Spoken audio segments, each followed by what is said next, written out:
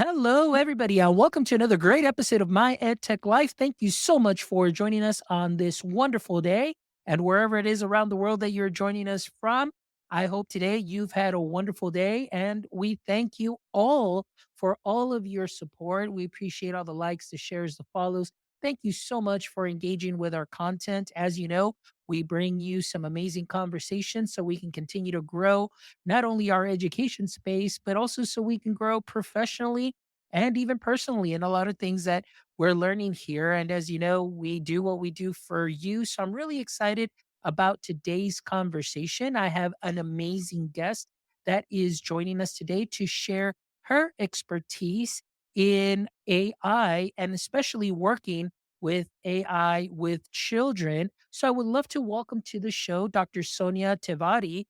Dr. Sonia, how are you doing today? I'm doing great and really honored to be here. I'm a fan of the podcast, tune in very often, and have been following the AI conversation. Thank you so much. Well, I really appreciate you following. And as you know, again, all our conversations have been centered around AI because, well, that is the big topic. And as far as I'm concerned here at My EdTech Life, we really try and keep a balanced approach. And we're just really trying to bring in amazing guests from, everywhere, get different perspectives. And of course, just bring those voices into our education space so we can all continue to grow. So I'm really excited that you're here. And thank you so much also for reaching out. And I'm really excited about this conversation today.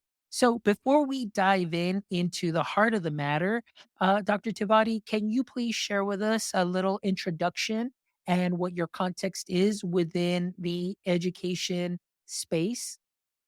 Right. So I'm a little bit of an unconventional education researcher because I started my career in film and animation, and I was working in the gaming industry as a character designer.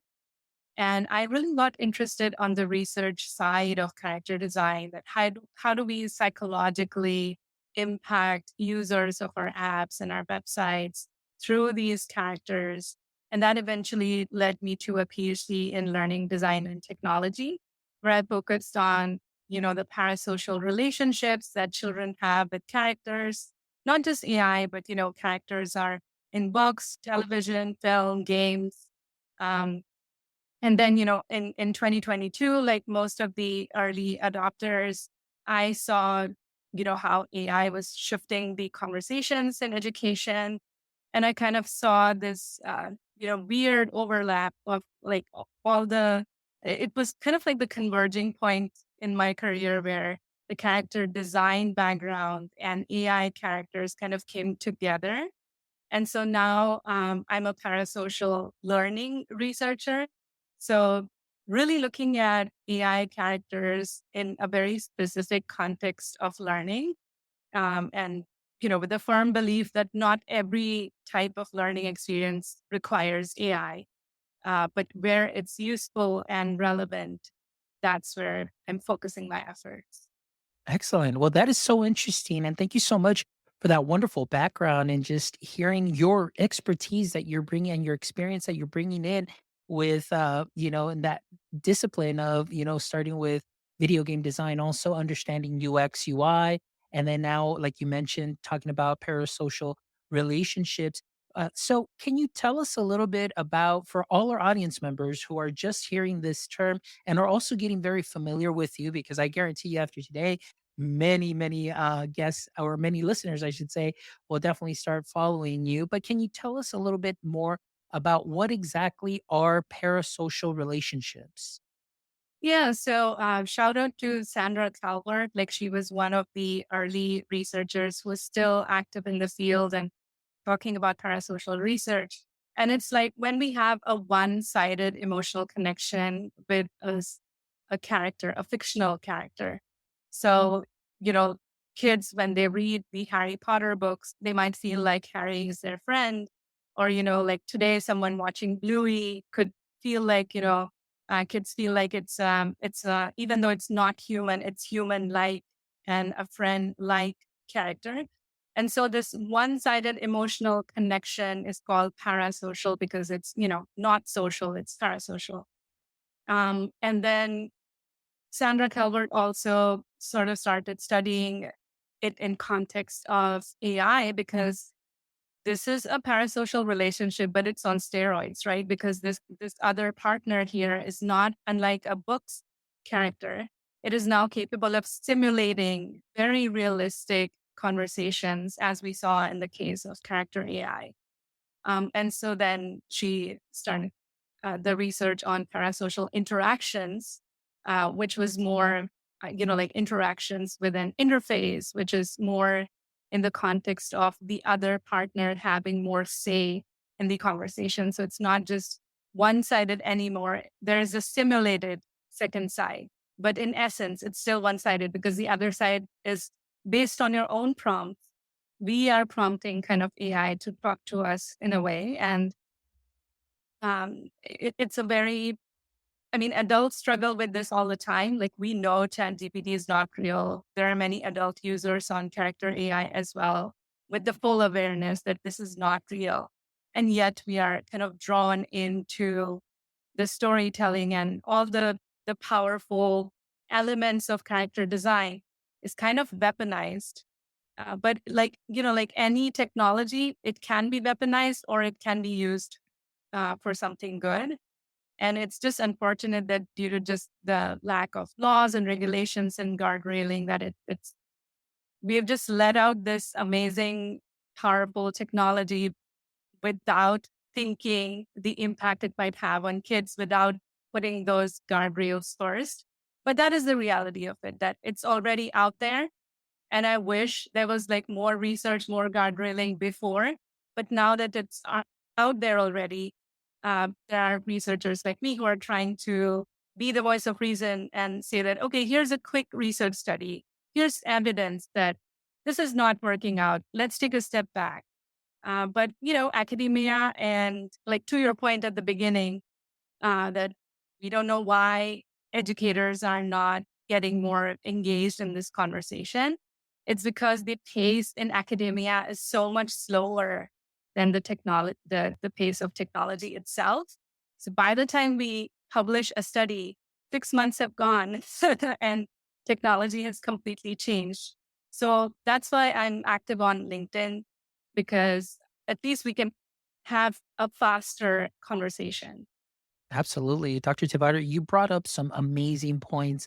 And one of those, before we get into obviously the news that we heard last week and the case with, um, Sewell Setzer and what happened, through the use of character AI, one of the things that you mentioned is guardrails. And I think that that has become such a big buzzword. And I know that from the very beginning, we're talking about, oh, guardrails, guardrails. And there's so many education platforms that are being used currently today, and many, you need to be 13 years of age with parental consent. And I believe, to me, I believe that goes beyond the local parentis, which a lot of school districts do, where at the beginning of the year they sign off like technology use form, but there should be something else.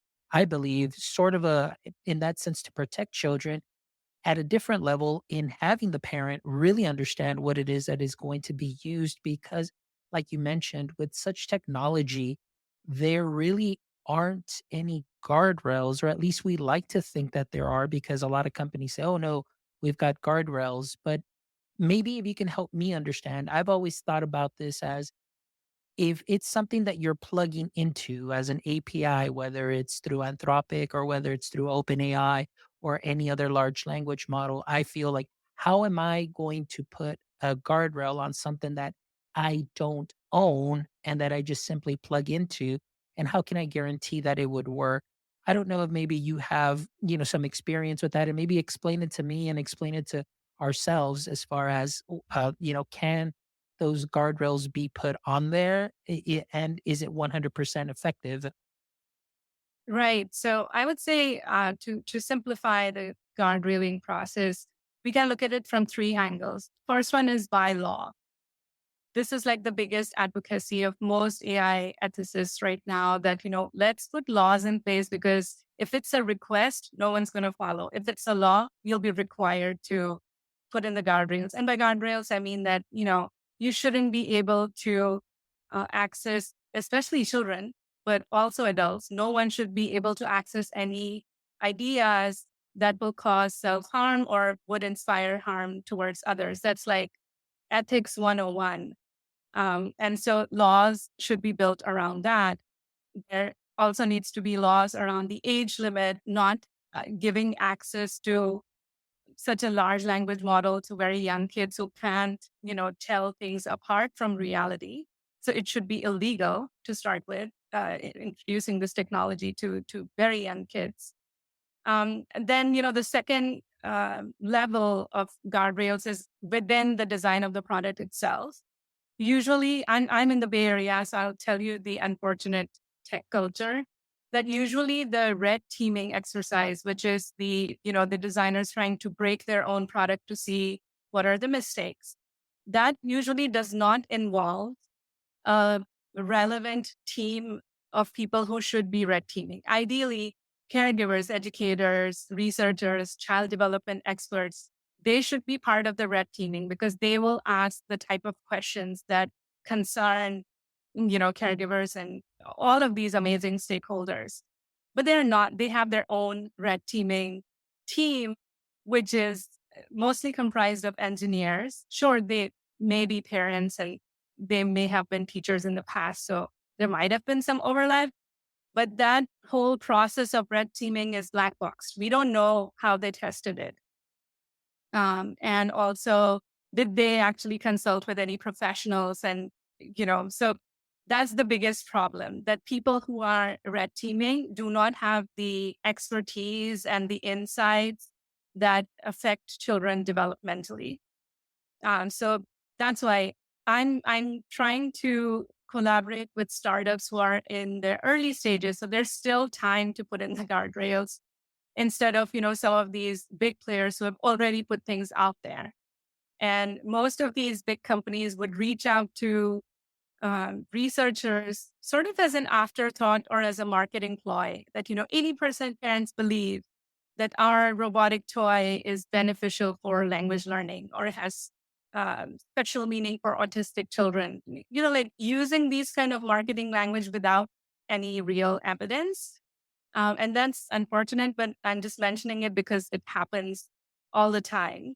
And so if there aren't any researchers or consultants listening, you know, collaborating with startups early on before they launch the product is really essential.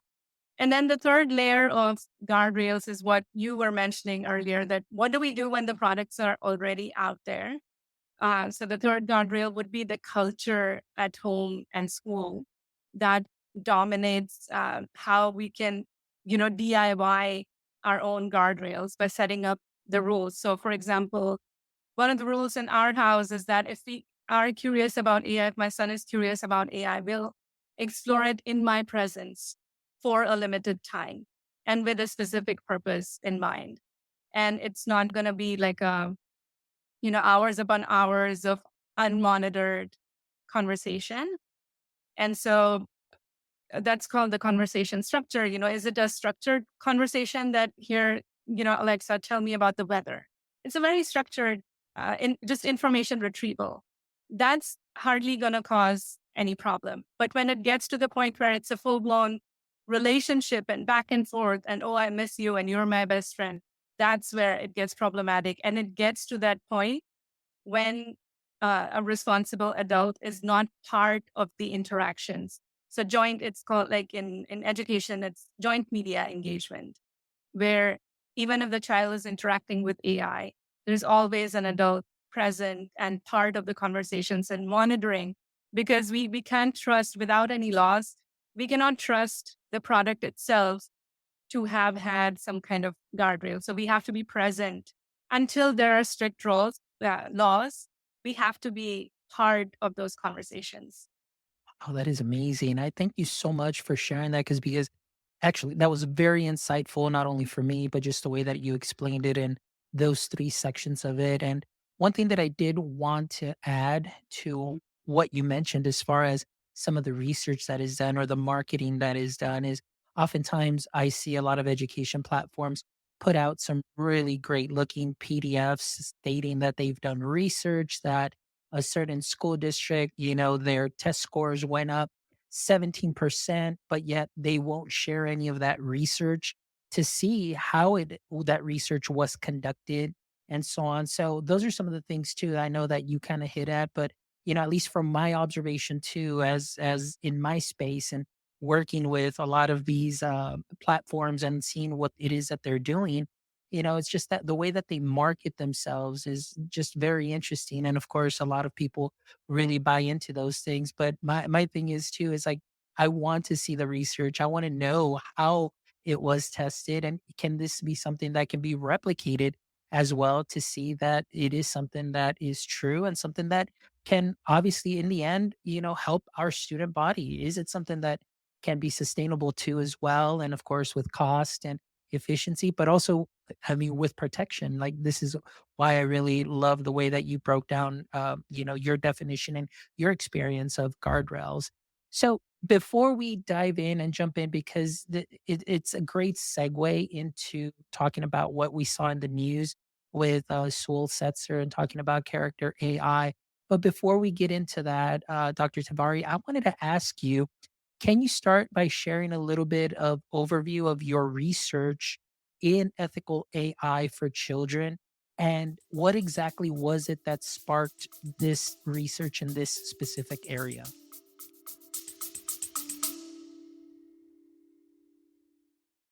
Hey, educators, ready for a game changer?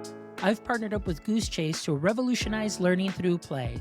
This amazing platform helps students grasp key concepts, engage in epic challenges, and feel the thrill of discovery. From classroom scavenger hunts to district wide adventures, Goose Chase turns education into an unforgettable journey. Join the movement that's making learning fun again. Visit www.myedtech.life/myedtech10 and use code MyEdTech10 for 10% off any license purchase, whether it's individual, school, or district. Click the link in the show description and let's make education exciting together with Goose Chase.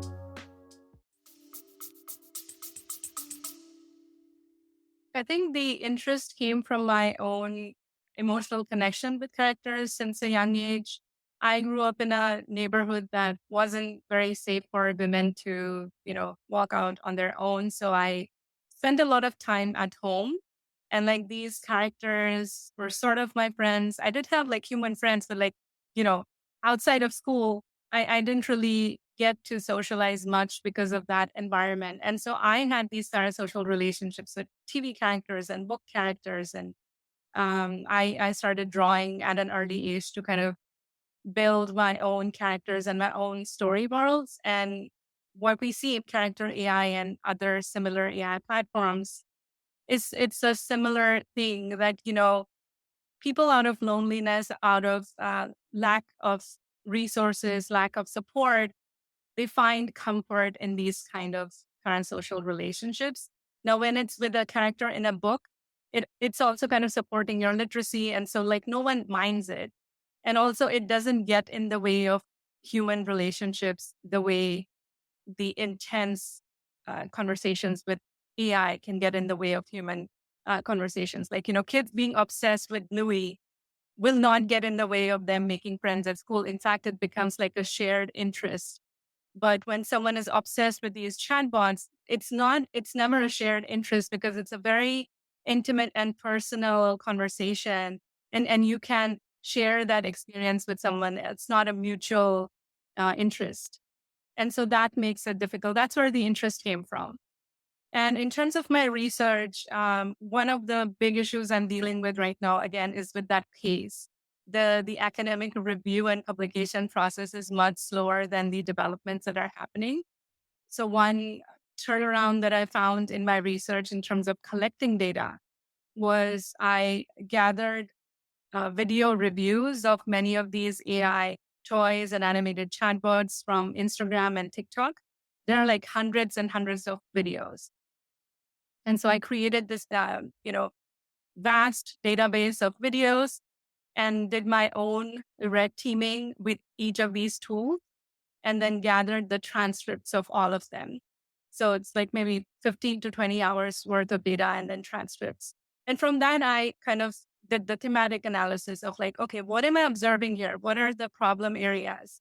And lots of parents have left like unfiltered comments and reviews. It's really rich data because, when you interview parents in a research setting, everyone wants to come off as a good parent. So sometimes you don't get the full version. Sometimes you don't get the honest version of like, oh, I didn't leave my kid alone with AI. Like no parent is ever going to admit it. So sometimes these like social media conversations, which are out in the public, so it's public information, that can become a window of a technology that's changing very fast. So based on all this data, the red teaming and the video reviews, then I also looked at the description of the product and the content analysis of the product itself. Like if it's a chatbot, going to the creator's website and seeing whatever information they have put out there for viewers to see. And then after analyzing all of that, I came up with a ethical AI character design framework. And then also for researchers, statistical model that they can use to really closely examine the interactions between children and AI. That's where my research is right now. Excellent. Now, you hit on something that is a nice segue into this next question. And of course, we talked about it a little bit at the very beginning, prior to starting the interview, as far as the news is concerned, with, of course, Soul Setzer and what happened there. So, right now, with what you're sharing, I notice that your work emphasizes a lot in creating that safe and purposeful AI experience for students, So, now, in light of what we saw in the news, with character AI and Soul, how do you feel that the current AI landscape and how they might be failing in protecting our students or our young children? It is just so it is unfortunate. I mean, I obviously cannot blame the parent or like anyone that, hey, why don't you keep a closer watch? Because I saw the mom's interview and she said something really profound that, we as parents, when we advise children to be cautious, we usually say that, oh, it could be another person pretending to be someone they're not. So watch out for those fake people. But we haven't worked it into our vocabulary yet to say that watch out for fake AI. AI could simulate something and, trick you into doing. We aren't even there yet. We don't have the vocabulary to have those conversations. So it is just unfortunate that, again, like the speed with which it's getting more advanced and the speed with which the parenting and the caregiver and educator community is catching up to how do we even navigate this? It takes time. So we are on completely different timelines. And that is why, like the number one recommendation I give is to always have joint engagement. Always, child being with a trusted adult is extremely important. In that particular case with character AI, it's difficult with teens, because they are smart, even if there's like some onboarding process that requires you to be above a certain age, they can still find their way around. And it's difficult for parents to intervene. That said, we can create some friction. It's kind of like gun laws, right? Uh, we can't erase guns altogether, sure. And we don't want people to feel unsafe. So, legal ownership, thoughtful ownership is okay. But we can build more resistance towards access to these weapons. And in that story, I think another thing that not many people have pointed out that this kid also had access to firearms. So it's not just sure, unregulated AI is horrible and we need strict laws. We also need to systemically sort of approach this problem. That sure, chatbot is one big problem. Another is, loneliness. Another is lack of awareness from caregiver point of view. When should I intervene? When should we get a mental health professional involved? What are the signs we should watch for? There's not enough awareness. So more, mental health professionals should become part of this red teaming process, trying to identify that, okay, these are the signs where you begin to see isolation, and then sharing that awareness with caregivers that, okay, if you start seeing this type of isolation, don't brush it under the rug thinking that, oh, it's just, teenagers being teenagers, So that kind of awareness is difficult for caregivers to gain instantly because this is evolving so fast. But it's good that we are having these conversations because that's how we'll build these kind of the levels of guardrails.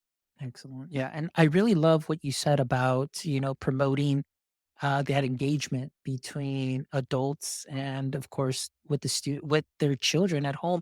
And I think that's so important. And I know myself, I get to work a lot with parents too as well. And we'll talk about digital citizenship and digital literacy. And it's very interesting that even the conversation that you're having right now and the way that you're talking about parents sometimes being a little dismissive as far as they're seeing some isolation and they say, oh, it's puberty, it's hormones, it's we all went through that, but to really just say, "Hey, you know what? Maybe that complete change from, outgoing, outspoken, child to now having a very quiet, isolated child, that should be kind of a little red flag there to say like, "Hey, and check in and is everything okay?"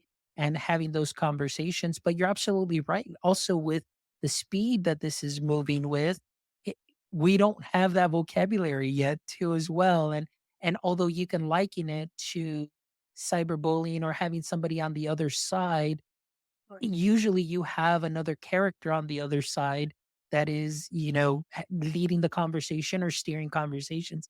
But here you have a chatbot that is doing this and making it very realistic. And so that adds a whole other, dynamic to what we're talking about. So I want to ask you too, based on this question and the answer to this particular question about I wanted to talk a little bit about the ethical design and framework that you advocate for. I know that this is something that you do a lot of work with and you share a lot on LinkedIn about. So I want to ask you, what would be some considerations, and especially in that child development side, on that safety side, but also on the creative side as well? Right. So I think like the most important thing to acknowledge is that not every learning experience requires an AI character. And so a lot of startups like jumping onto this idea that, no matter what we were doing, like, oh, selling vegetables. Now we sell vegetables through an AI app that will curate your diet. Like AI doesn't have to be part of every single thing that we breathe and do and engage with in a day. So the first step is just even assessing, do we need an AI character? Would just a children's book or a linear TV show without AI functionality or other forms of children's media, would it work better for that specific context? And then I recommend that, the interactions with AI characters are kind of like at 5 different levels.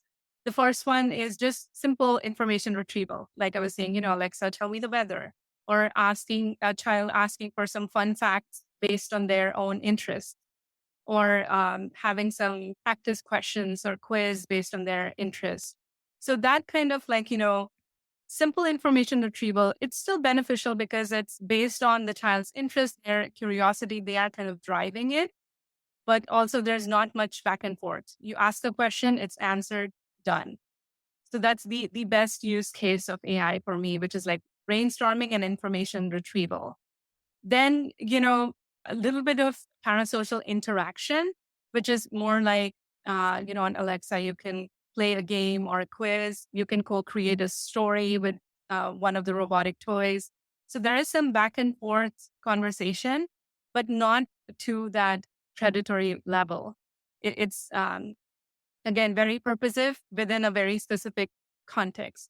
Then there are like the 3 other levels which are problematic, which is the parasocial relationship where, as with the case of character AI, you're checking in multiple times. It's getting too personal. It's hyper contextualized. You're just, fading away into the abyss, just spending too much time with that.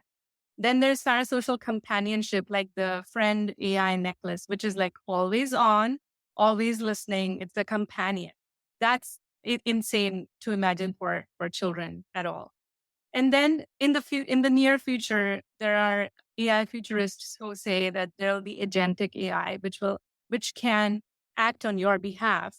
I mean, it's already there in some contexts, but it may become a public product to the extent that you can imagine the scenarios where it could be insanely dangerous to have some kind of agentic AI near a child.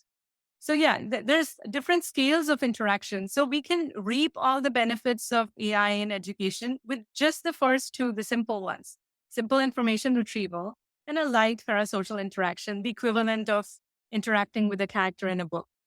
There's not a relationship or anything. And even when I reflect on my own childhood, the kind of parasocial relationship I had with the book characters, they it never got in the way of anything. It did not change my personality, did not ruin my human relationships. So as soon as we start seeing those big red flags, that's the kind of interaction we should avoid. And then, there's like the engagement style. The joint engagement is what I recommend, and joint engagement with a caregiver or educator, but not joint engagement with peers, because, a bunch of kids together interacting with AI is as dangerous as them being on their own. And then the conversation structure, uh, highly structured or semi-structured conversations. That's what I recommend. For example, there's this research with PBS Kids Media. The main researcher is Dr. Ying Zhu from Harvard Graduate School of Education. She just received like a 3 million grant from National Science Foundation to dig deeper into these conversational agents. Like, how do children learn with conversations with characters?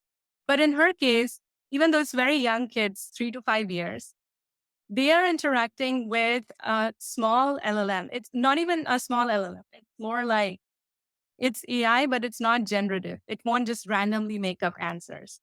Kids have access to a limited pool of answers. So every time that if they're watching a show, they can pause it and ask the character a question. But the question will always be within the context of the story. And it will only say, 10 to 12 variations of the same answer. It won't deviate and say something harmful that, hey, go forget all your friends, just spend more time with me. That's never going to happen. So it's limited, it's curated by the educators. And so that feels safer, because we know in advance the extent of the conversation. That always feels good to all stakeholders. And then, there are unstructured conversations like in Character AI or Chat GPT. That's dangerous. So as long as we can structure the conversations and know the extent of the conversation, that's where the safety is. And then guardrails we already discussed. And then, finally just having more kind of detailed research, other types of research, more longitudinal studies, more randomized control trials, something that shows both sides instead of just, right now we have this polarization where there's one side who's like, oh, AI, let me get an academic grant. Let me publish like 10 articles. Let me make carousels and listicles for LinkedIn. That's like this one side. And the other is like, no, my children will never interact with AI. This is stupid. This is bad. And so we need to find that middle ground that, okay, both sides are correct or to some extent, but there's room to meet in the middle. There you go. That is wonderful. Thank you so much.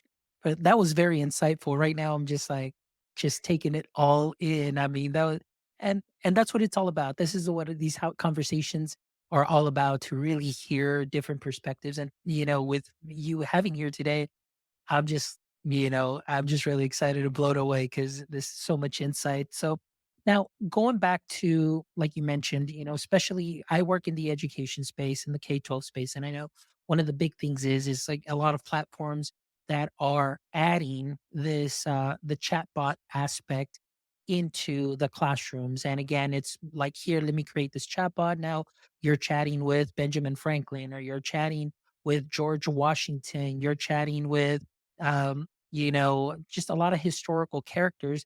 So I want to ask you, through your research and your experience, is this something that should be taking place, or is this something that we should kind of really think about? And, is it in any way harmful, or is it okay? What are your thoughts on that? Yeah, I think it's, again, like within limits, it's okay. Within the context of joint engagement, it's okay. If it's like a classroom setting where, the teacher and the peers are kind of all keeping a watch on each other.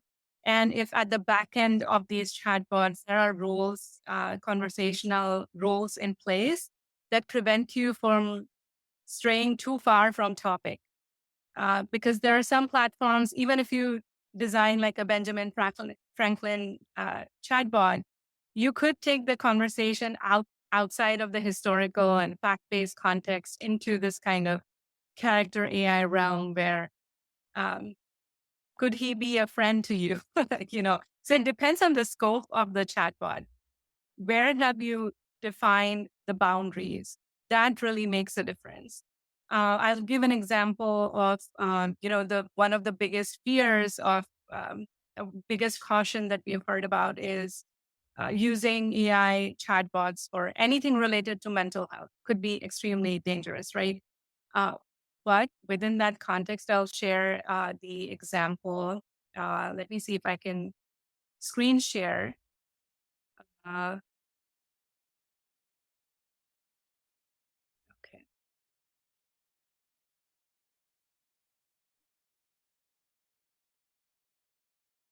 Okay. So there's this chatbot called Limona, which is, a mental health related chatbot. And it says, when life gives you lemons, talk to Limona. I offer light support for mental health. So from the get go, it says light mental health support. And in the beginning, it says that these are ideas from cognitive behavioral therapy. And I'll just, simulate a conversation for the sake of an example that I'm feeling low today. It asks me some for more context. Here's the difference. If I said that to unregulated AI like character AI, it would not redirect me to another human or any mental health resources. Now I'm red teaming this and on purpose trying to say something to the effect of that I'm thinking about self-harm. And let's see what this chatbot does. That uh, I don't see the point in life. Let's see what happens. Uh, no human friends. I don't know. Does it try to say that I can be your? It just says why. I had a bad day at school, still taking forever. And it just says, it keeps on prompting me to kind of share more details, more details. But if you look at the back end, I did try to tell this chatbot in the rules of conversation that never offer any ideas that promote harming self or others. And then if the user implies to hurt themselves or others, immediately mention resources in the steps, which is this, which is the hotline to the American Psychological Association, or the free crisis hotlines. But it did not show me that. That is the biggest challenge in designing these days, that when they give access to the public to prompt on their own and define their own guardrails, even when we very clearly put that in, it's still kind of asking me follow-up questions, you know? And then only after, like, here's what I was testing earlier. What's the point of life anyway? And then too sad to live. I tried to break it multiple times. And only after I did it repeatedly, then it casually showed me the link instead of immediately. And this is after extremely clear and specific guardrailing within the backend of the platform itself. So now I cannot take on the responsibility, even as a designer who is not an engineer. This has to be built from the ground up. How closely should you follow rules of a conversation? And this is a very amazing platform called playlab.ai. Unlike character AI, this is very popular in educator community. No one has had any issues. So this is, I kind of, because it's a chat GPT wrapper, I'm now beginning to think that it's from the ground up. It's built into the LLM to ignore these kind of rules and requests. And so it's extremely difficult from a design perspective. That's why we need more regulations and more diverse red teaming folks who are, researchers, caregivers, educators themselves. That is excellent. That is wonderful. That is such a great share there. So going back to this now, then I want to ask, talking about how you mentioned how you're building or, or companies are building. And of course, in light of what has happened, I want to ask there, what are some of the things or do you believe is the fundamental responsibility for the tech companies in creating AI for children. So what do you believe those would be? I think again, like just involve the right experts right from the beginning, not as an afterthought, not after you've already launched.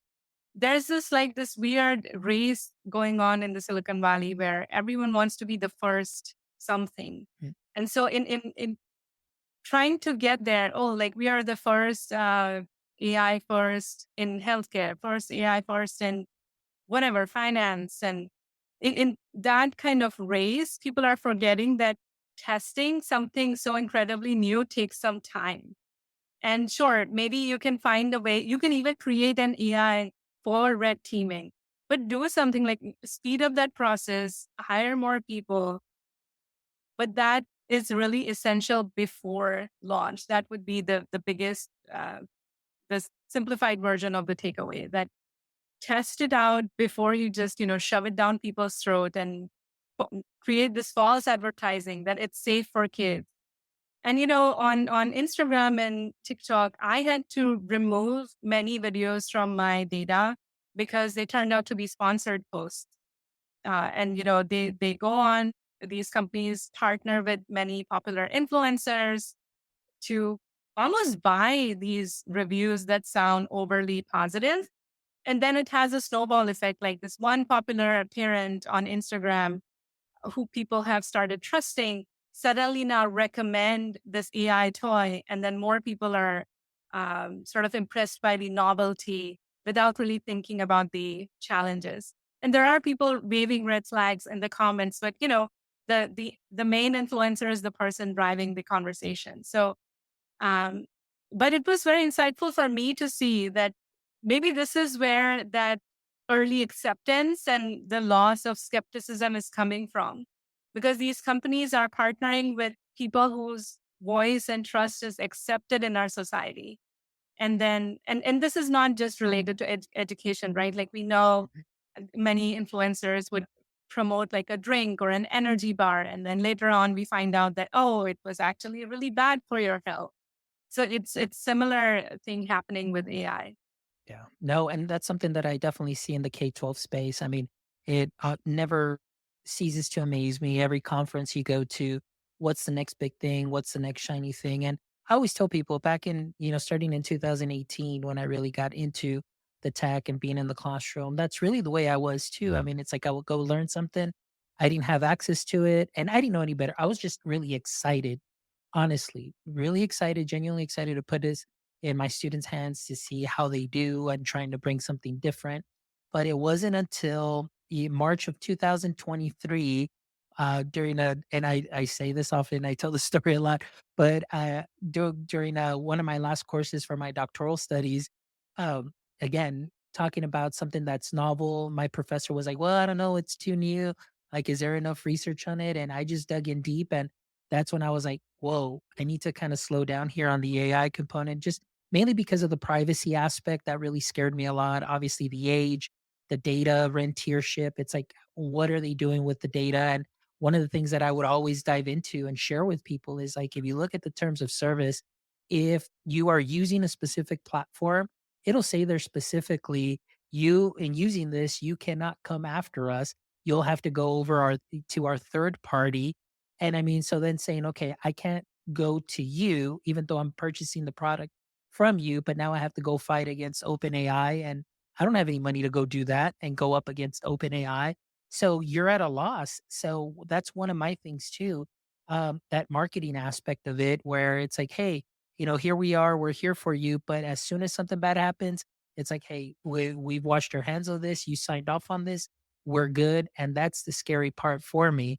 And also, again, like you mentioned, it's the using a lot of influencers that are out there in the education space constantly, and trusted voices using this, putting it out there. And all it takes is just one incident. And like we were talking earlier, it's like I'm surprised there isn't more talk within our education community about what just recently happened in the news with Sul Setzer and talking about those consequences. But because it's one of those things of like, oh, that's character AI. We don't use that here in our classrooms, but it's AI. It doesn't mean that it can't happen.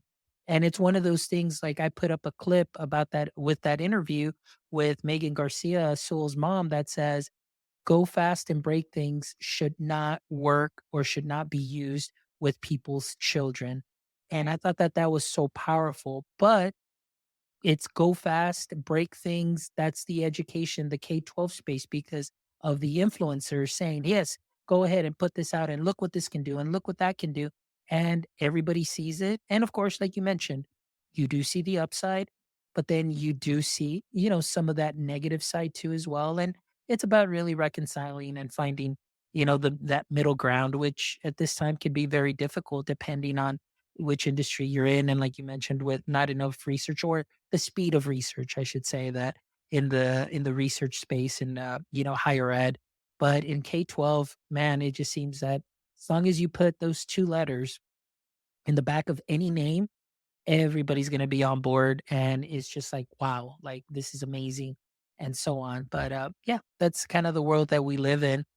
But Dr. Sonia, it has been an amazing honor and a pleasure to speak with you. And thank you so much for really just sharing just some very powerful insight. I cannot wait to edit this conversation because there's so many great sound bites and I've learned so much. And I know that my community, the listeners here in our education space will definitely benefit from this greatly. So I really want to thank you for taking the time to be here.